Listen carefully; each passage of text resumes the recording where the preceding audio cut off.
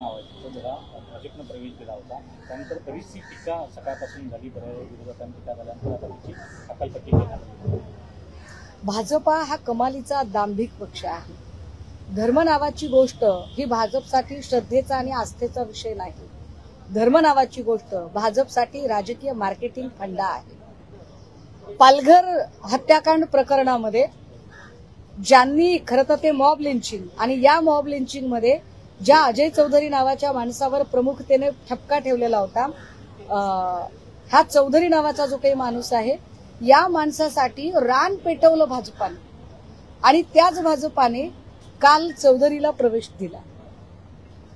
असाच प्रवेश त्यांनी बडगुजरला दिला, असंच मंत्रीपद त्यांनी भुजबळ साहेबांना दिलं.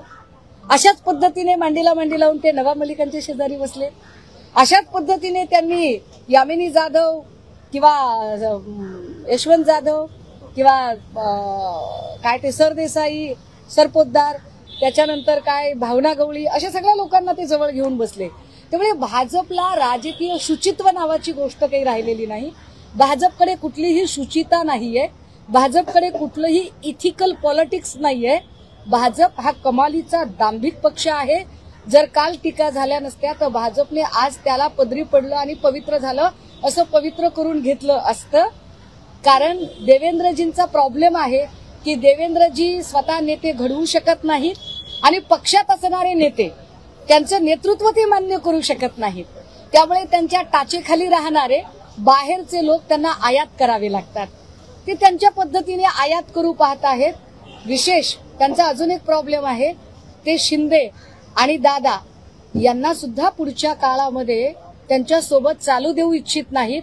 आणि म्हणूनच अमित शहांनी जे सांगितलं की आम्हाला कुठल्याही कुबड्यांची गरज नाही, एक एक कुबड्या ते काढून टाकत आहेत.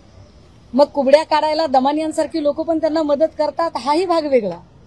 दुसरीकडे अजितदादांच्या तुम्ही राजीनाम्याची वारंवार मागणी करत होता, परंतु आता ती मागणी कुठेतरी बंद आहे. परंतु आता नवीन दमानी यांनी आरोप केलाय, त्यावरती काय प्रतिक्रिया? कारण मागच्या वेळेस अजितदादांच्या राजीनाम्या दमानिया म्हणजे कुणी सोकॉल्ड नाहीये की दमानियावर सगळं राजकारण अवलंबून राहील. दमानिया सरकारला सहाय्यभूत ठरणारी एक यंत्रणा आहे. अशी यंत्रणा अण्णा हजारेंच्याही काळात होती, ती आताही आहे. मुद्दा हा आहे की अजित पवारांचा मुलाचा संबंध एका जमीन व्यवहारामध्ये येतो, पण मुरलीधर मोहोळचा प्रत्यक्ष संबंध जमीन व्यवहारात येतो. अजित पवारांचा राजीनामा मागाच, काय आम्हाला काही घेणं देणं नाही. पण अजित पवारांचा राजीनामा मागताना मुरलीधर मोहोळांच्या राजीनाम्यावर मौन का बरं? मुरलीधर मोहोळांचा सुद्धा राजीनामा झाला पाहिजे, कारण सेम ऑपरेंडसी केलेली आहे. मोहोळांच्या प्रकारातही जमीन व्यवहार रद्द झाला आणि अजित पवारांच्या प्रकरणातही जमीन व्यवहार रद्द. पण रद्द कसा होईल व्यवहार? मुळात शीतल तेजवानी जी फरार बाई आहे ती आलीच नाही. कॅन्सलेशन डीड करायला जोपर्यंत शीतल तेजवानी येणार नाही तोपर्यंत व्यवहार रद्द होणार नाही.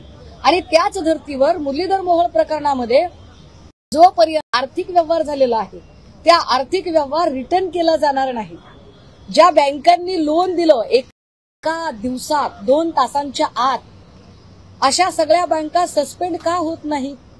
मोहोळांच्या प्रकरणात ज्या ज्या बँकांनी लोन देऊ केलं त्या सगळ्या बँका सस्पेंड झाल्या पाहिजेत. त्या बँकांचे चौकशा झाल्या पाहिजेत. त्या चॅरिटी कमिशनरचं निलंबन झालं पाहिजे. आणि पार्थ पवारच्या प्रकरणात सगळ्यात महत्वाचं की ठीक आहे, 10 लाखाची कंपनीची ऍसेट होती, कंपनीने लोन घेतलं, कंपनीने 300 कोटीचा व्यवहार केला, पण 300 कोटी दिले कोणी? कारण माझा की वडील म्हणून दादांना काहीच माहित नाहीये त्याच्यातलं. दादा इनोसंट आहे, दादांना माहित नसतं आपली मुलं काय करतात ते.